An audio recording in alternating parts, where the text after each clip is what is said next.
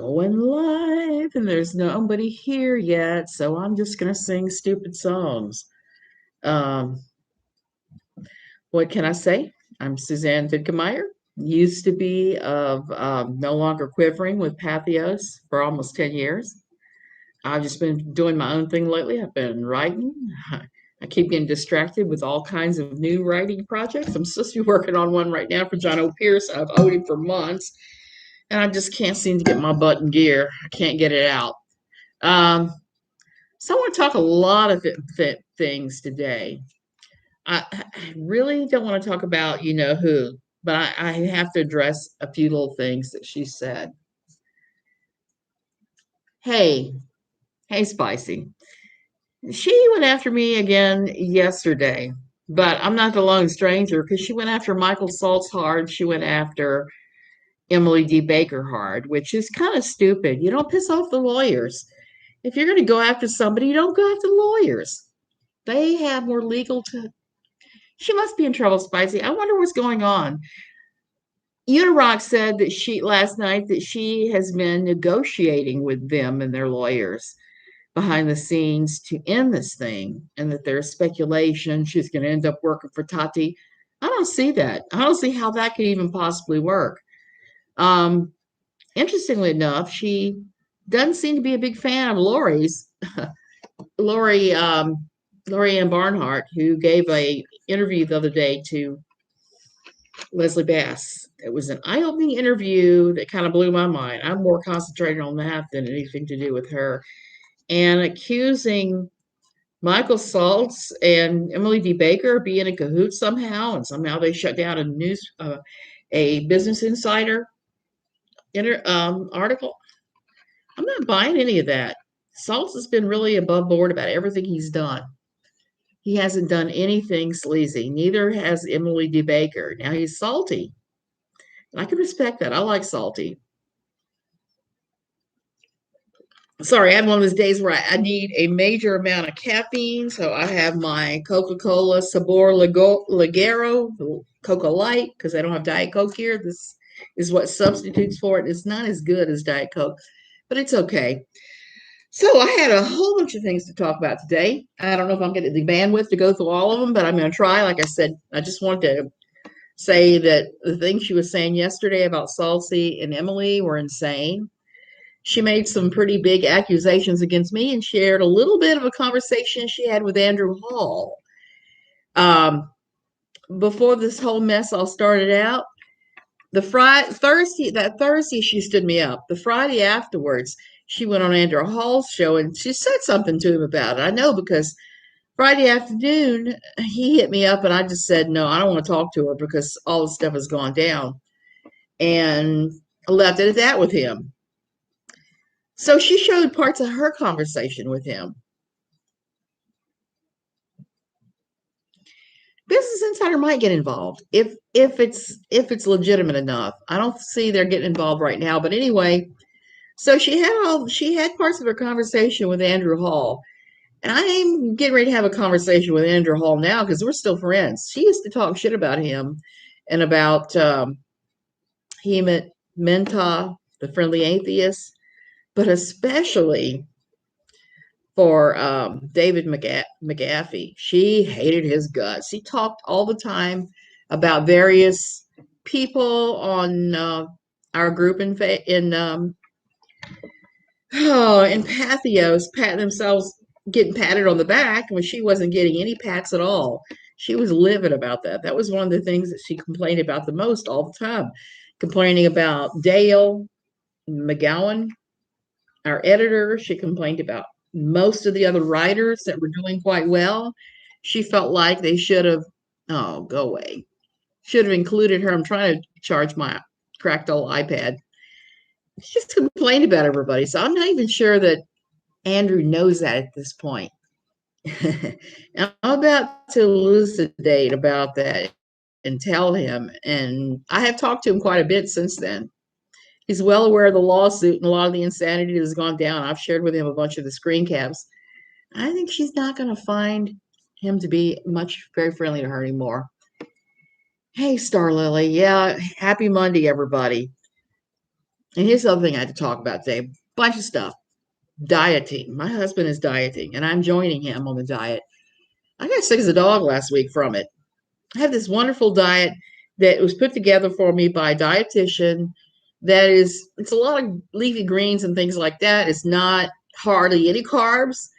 It's no sugar whatsoever. So it's if you want to start a diet, it's good to go on this at first for a week or two to detox and then go on a regular sort of diet.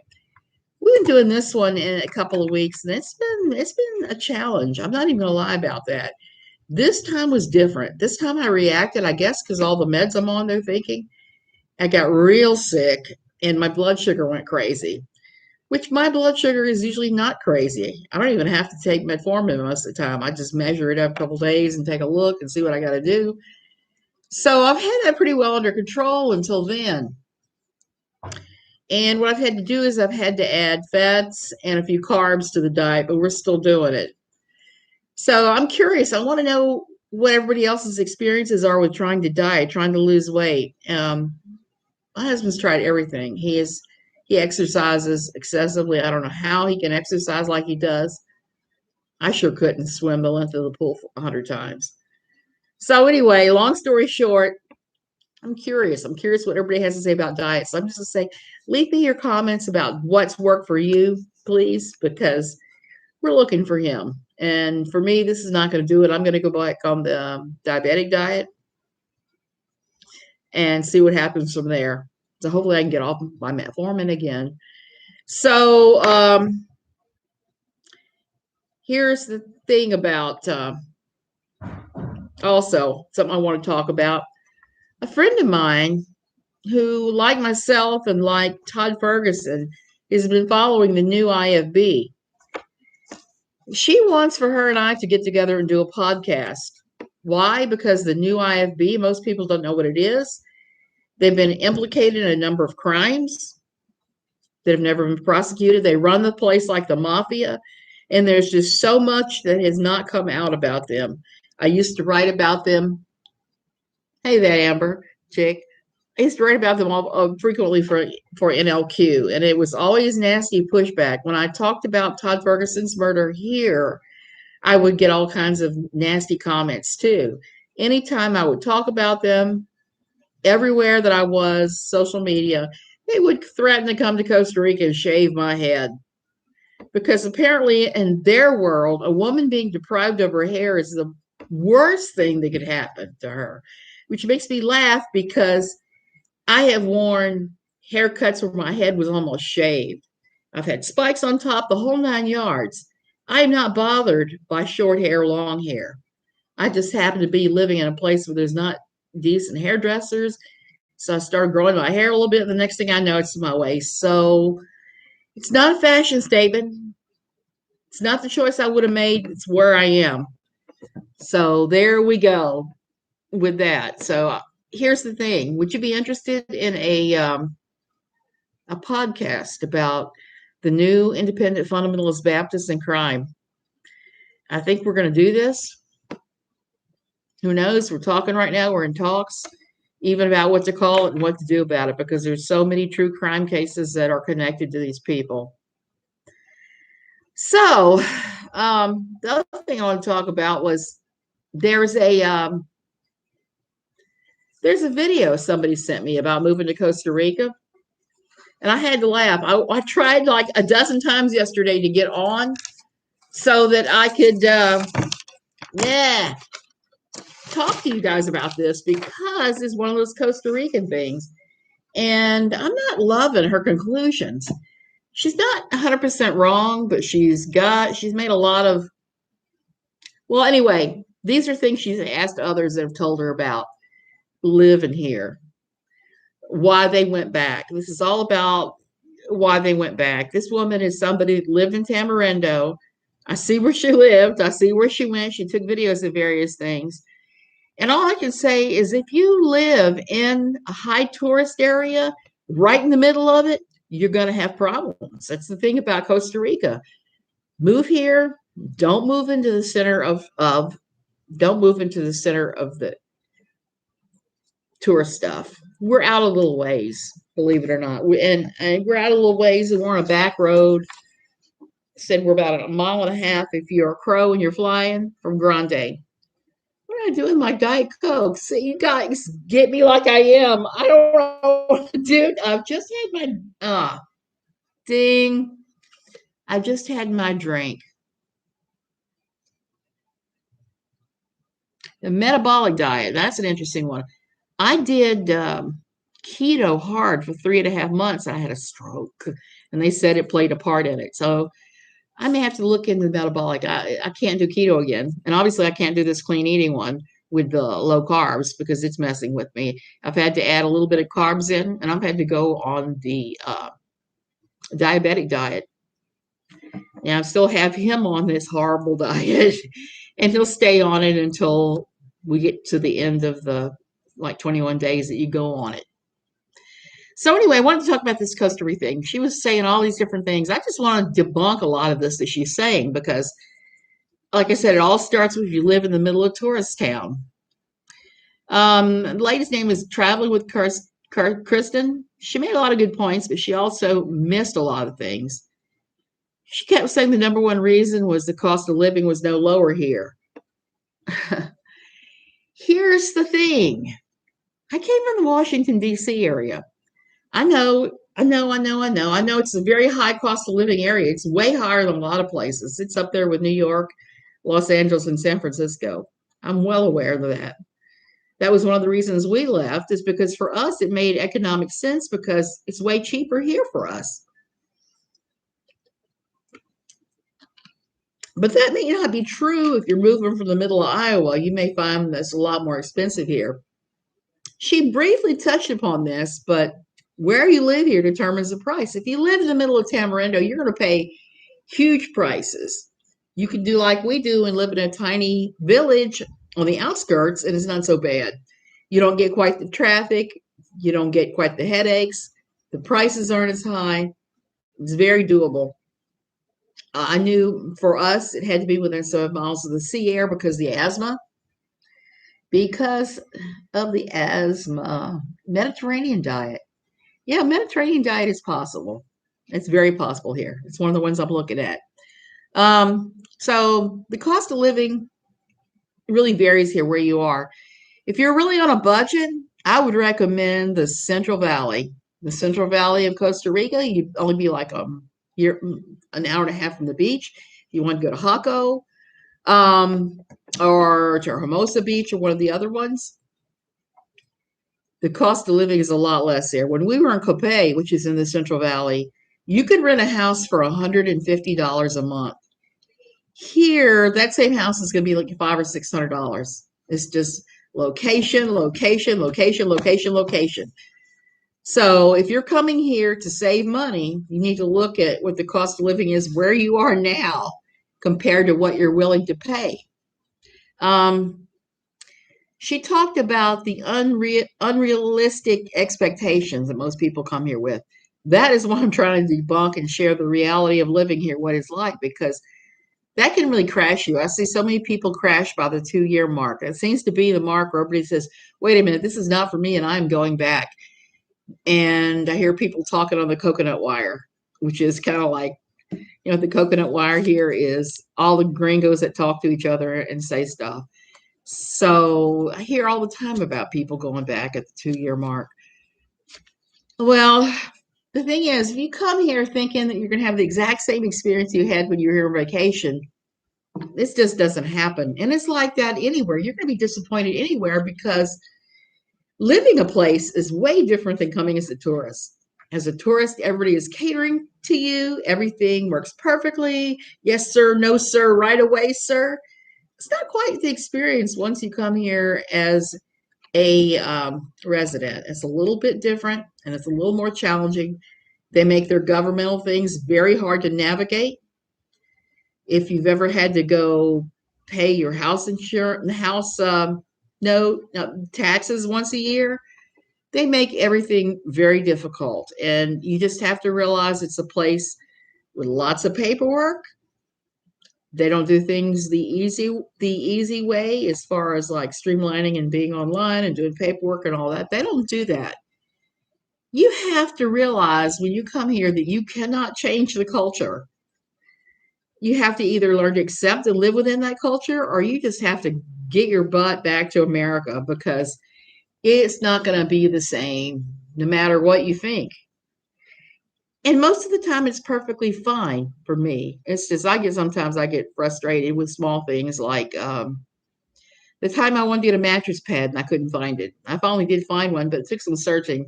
I guess I was satisfying my hunter gatherer thing. Um, the other thing is people were complaining about the healthcare system. I don't know why people would complain about the healthcare system here. It's actually pretty good. Now, the socialized medicine healthcare system here, the CAHA, it kind of sucks if you have anything really wrong with you. It's very basic. But if you're here and you're paying for your health care either through your private insurance, the insurance you buy when you get here, or no insurance, visiting the doctor here is cheaper than me paying a copay to see a similar doctor in the States. Here's another reason I dispute what they're all saying. Lyrica, okay? This is a 2-week box of this. I picked it up the other day at the pharmacy. I just walked in and said, give me my Lyrica. And they did. You don't even need a prescription. And it was only $43. This same box in the States runs around $500 if you don't have insurance. Yeah, so here's the thing with the insurance. They have really good hospitals, private doctors. Until you get your residency, that's all you're allowed to use. When you get residency, you can use CAHA. Most people I know don't use CAHA. What they do is they use their private health insurance for the doctors, and they go get their medicine at the CAHA for free. And that's really the best of both worlds. So I don't understand why Americans would say they don't like the healthcare here. It's actually pretty good. The other thing is with family being far away. I don't think that's really too much of I don't think it's as much of a big hump as people think it is. When my kids were living in Northern Virginia and we didn't always get together. One time it was 3.5 months. So your family is far away, but you have to keep in mind you're a 3-hour plane ride from the States. That's all. It's really easy and quick to get there. And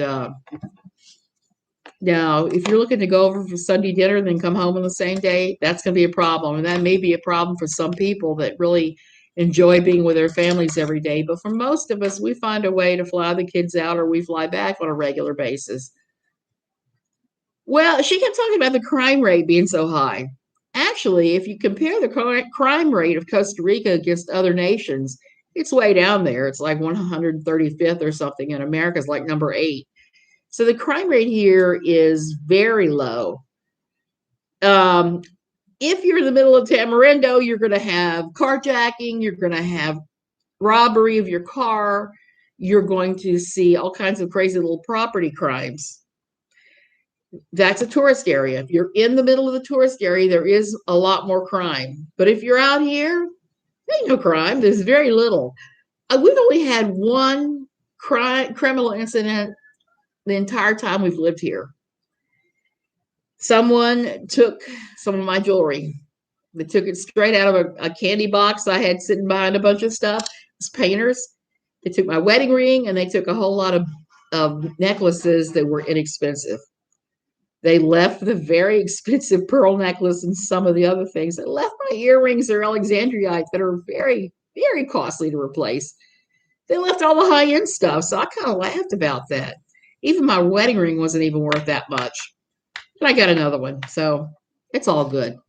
And I just started to have weird feelings about that because that was my mother's diamond. And I started thinking about having a diamond from a failed marriage is probably not a good omen for your marriage. The Costa Ricans, as far as crime, they try their darndest to keep it down because it's very bad for tourism. Very bad for tourism. So use a little common sense and you'll be fine.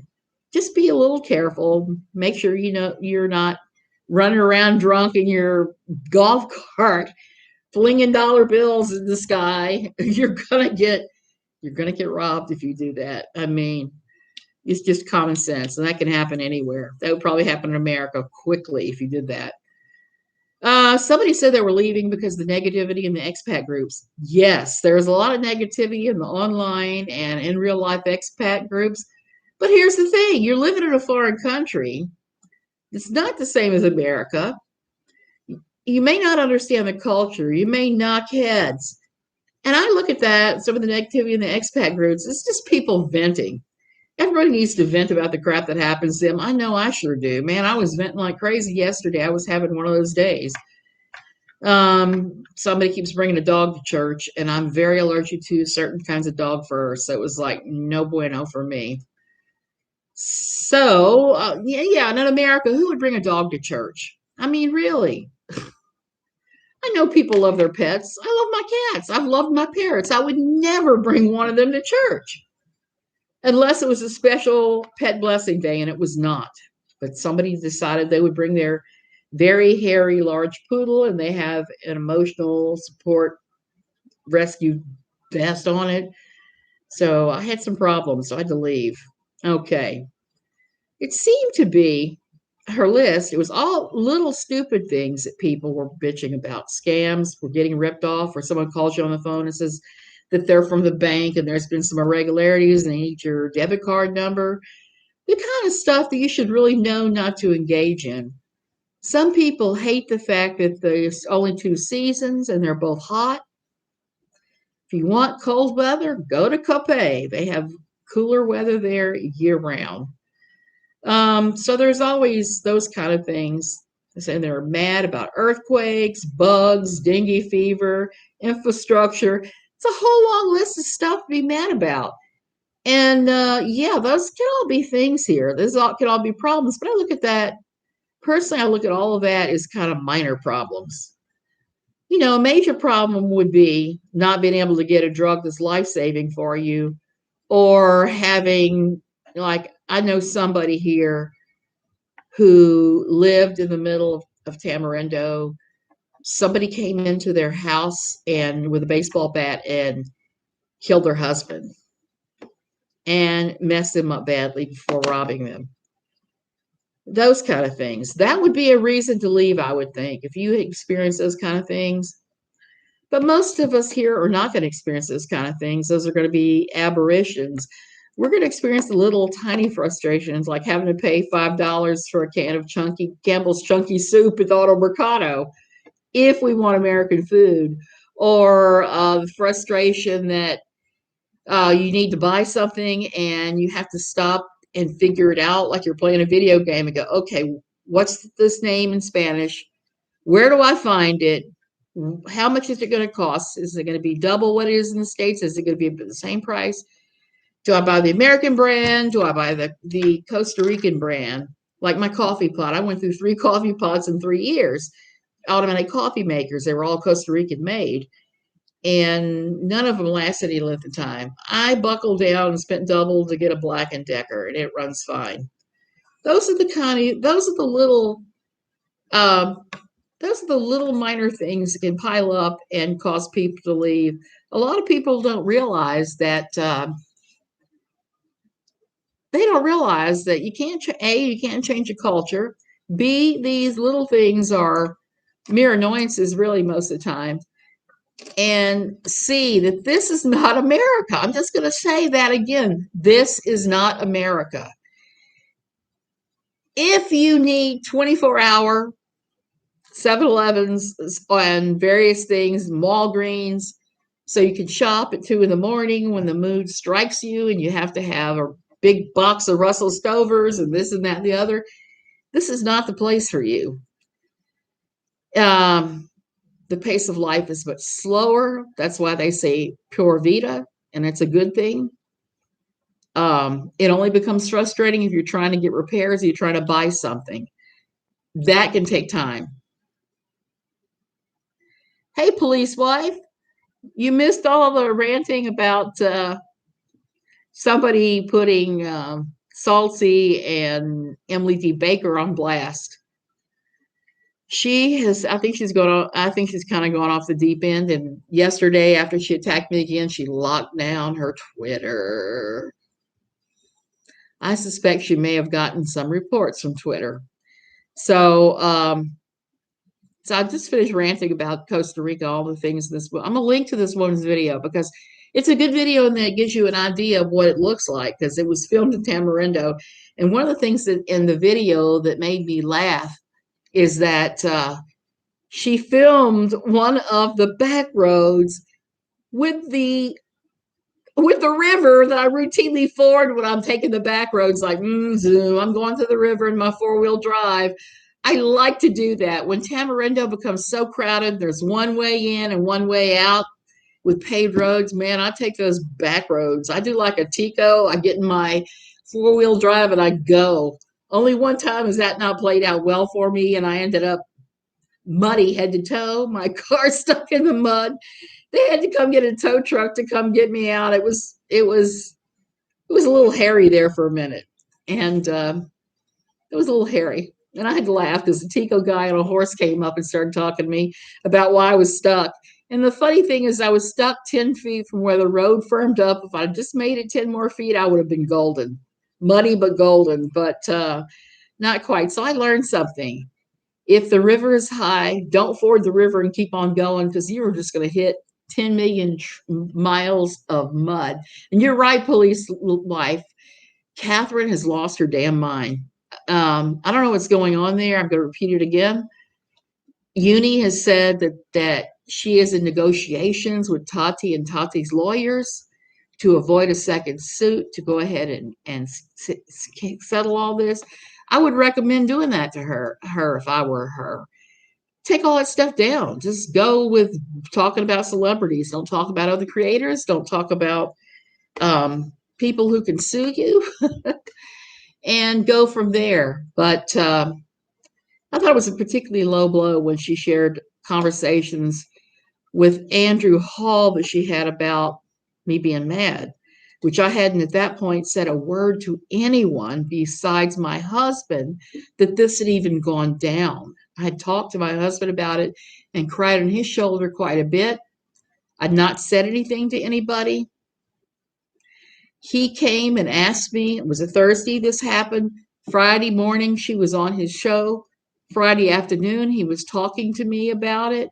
And he approached me. I did not approach him and start bitching about Catherine at all. I told him how hurt I was. And I was really hurt. And this is before she decided to say that her and I had talked and everything was fine, which is a damn lie. I've never talked to her since.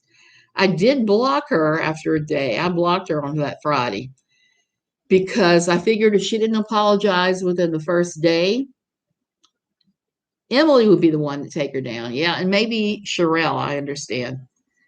So after that first day, I did block her because I couldn't see. If you have not apologized for something you did within the first 24 hours, ain't no use waiting for an apology. I knew it was unlikely I would ever get an apology out of her, and I still haven't. No apologies, no I'm sorry. And I was so upset about it because I had been so incredibly sick. My asthma, it was this time, well, it was a little later than this. It was this time of the year, a little later, during that time frame where I get real bad asthma. And so I got up early that day in order to push double meds so that I had enough voice to go on her live stream. And she stood me up after I had gone through a lot of hassle to be able to make it. I went way out of my way, and she treated me like the gum on her shoe or something forgettable. And I was pretty, I wasn't mad. I was hurt. Like I said, I was really, really hurt that she would do that. And we had talked about it. And it's actually on my blog. I actually have the time we talked about it, setting the time, talking about it. So there's that. That started it. Then when she lied and said she'd apologize to me, that was the thing that flipped me from hurt and mere disliking her to a white hot rage that has caused me to talk about her since every time she does something stupid. She blames it on Tina. She blames it on Steve McRae, both of who I've talked to, but it's her. When she lied and said she had apologized to me and I'd forgiven her and we had talked and we were good, that's a damn lie. That never happened. I can't even believe that she would say that. Um, but she did. She did, and then everybody kept pointing me to all the crap she had used from NLQ and had misused. That was the point I was just absolutely done with her. I knew I would never have anything else to do with her. And I didn't even know the lawsuit was coming then. So that was it. I was just done with her. And I am done with her now, except now I'm bored with her.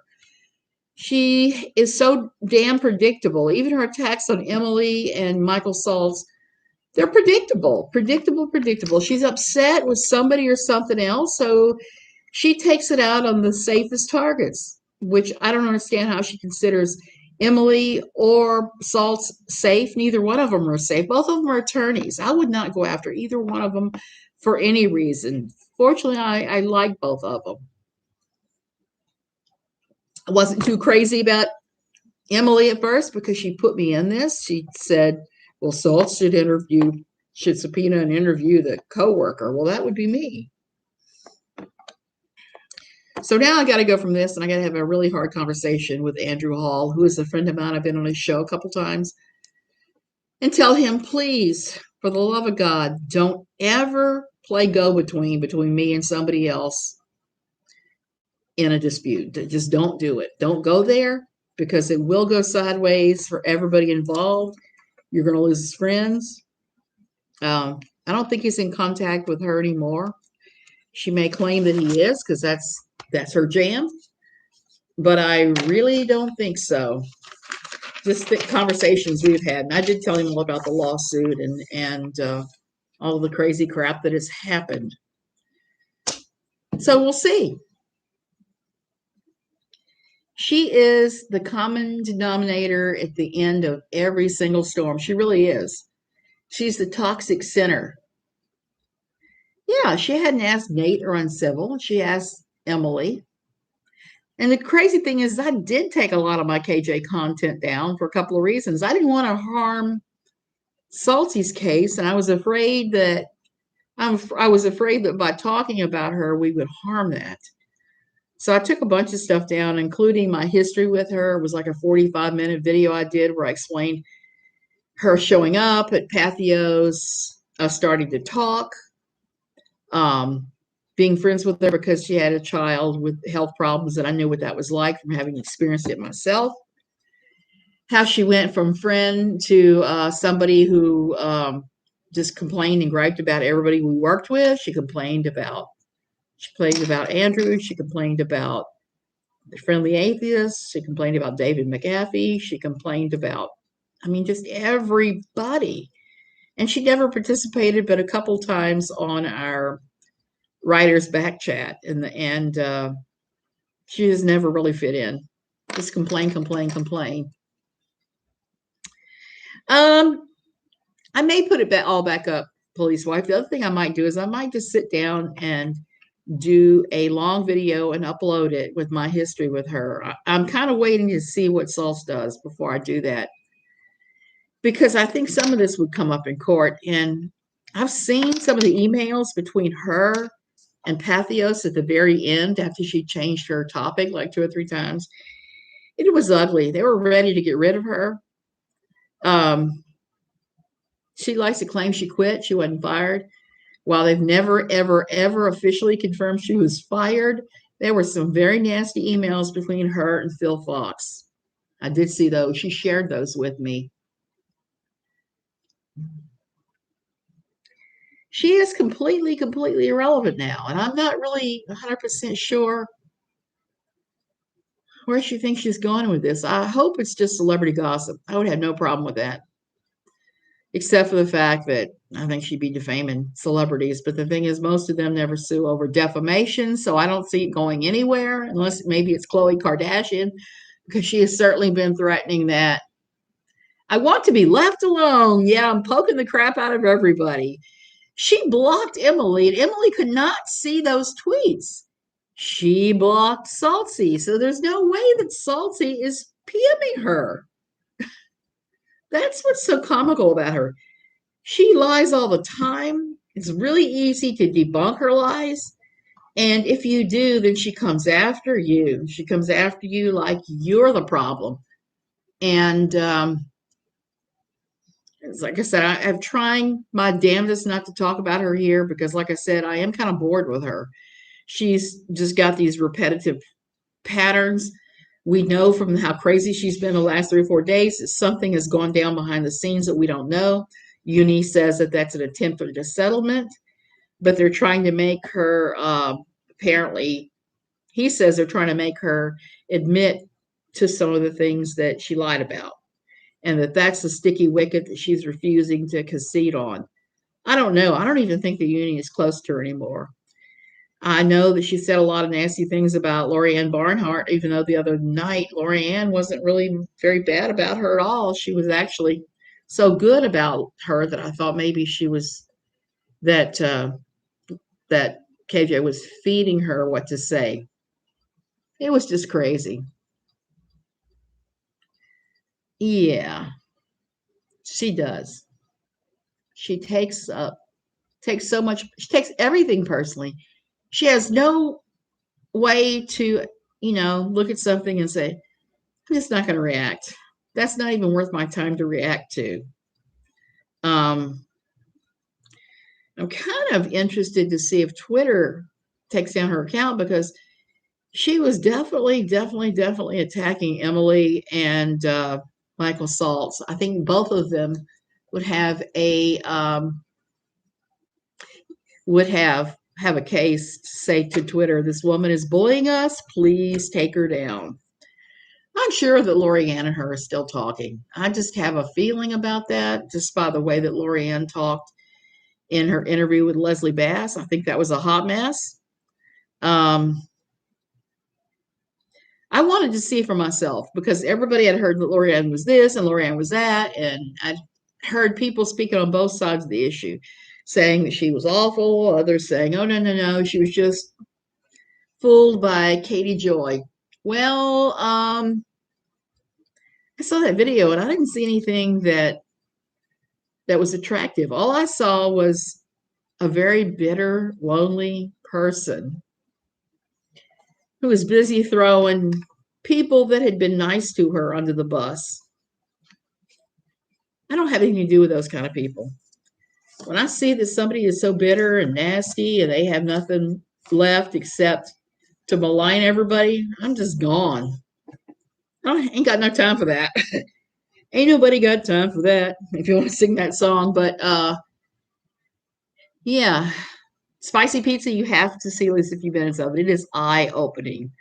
Like I said, I believe in supporting anybody who's one of her mods and walks away because it's a hard thing to make that kind of change in your mind and to put your whole life and look at it in a different way. And I know what that's like because I came out of a cult church.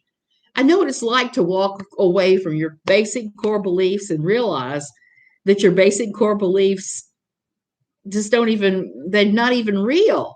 To look at it and go, oh my God, I believed that. That's how I was when I left my old fundamentalist quiverful church.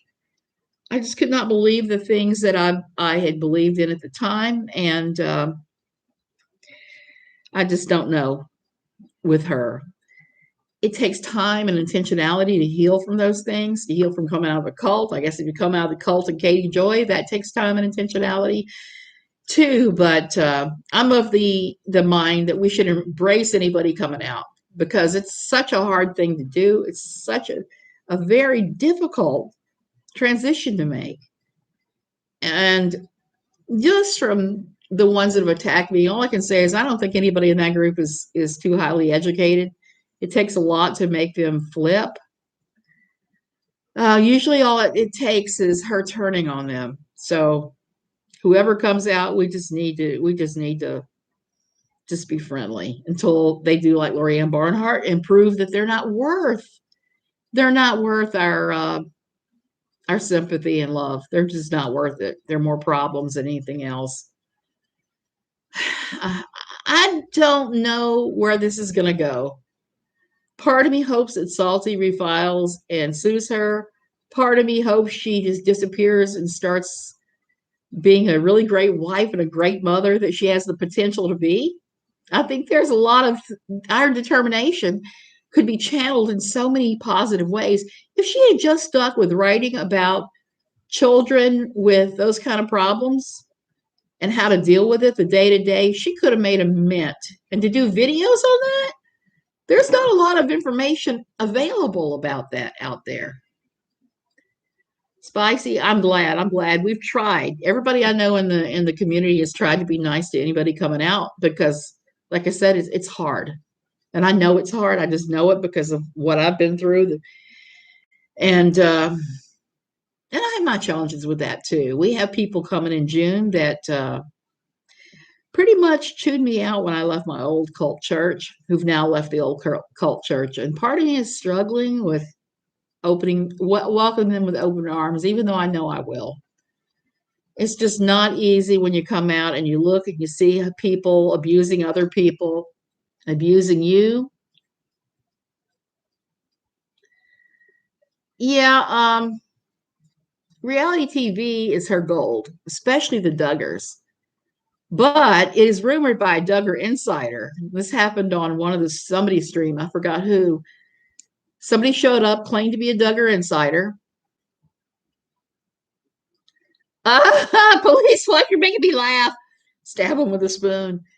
Um, this unnamed Duggar insider claims that the Duggars have sent Katie Joy 2 cease and desists, and she's just ignored them. So we might actually be seeing her be sued by the Duggars too. Actually, I wouldn't be surprised if eventually we see a content creator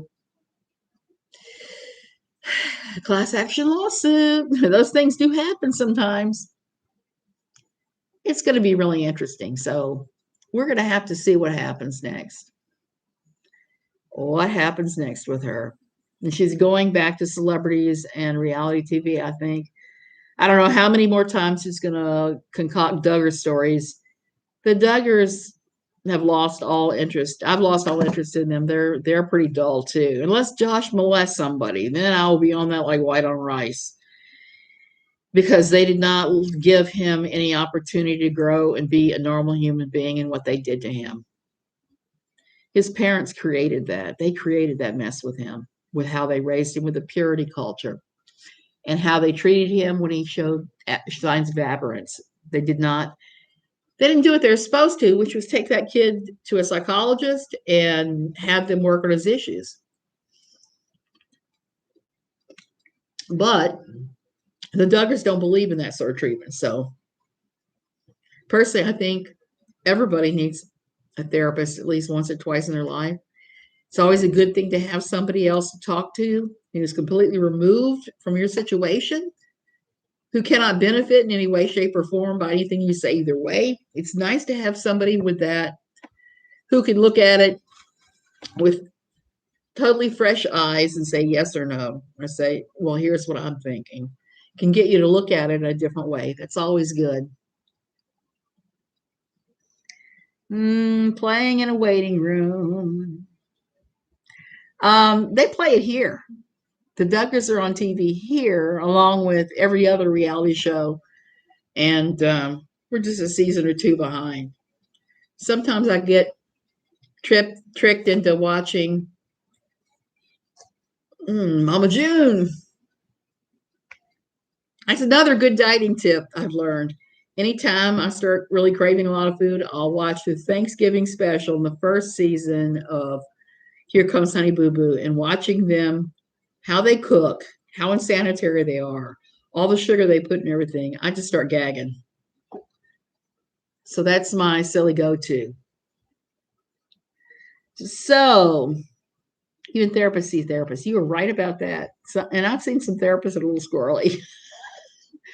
There are some that probably shouldn't be practicing too. I've seen bad ones as well. So always don't feel bad about switching therapists if you think your therapist is completely out of line or they're I once saw one that told me to put my son in boarding school.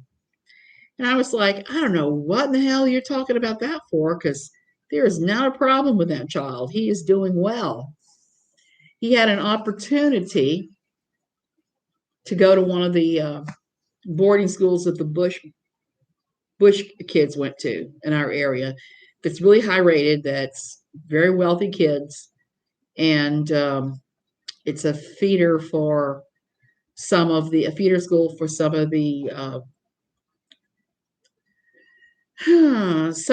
really high level schools. I've totally forgotten what they called them.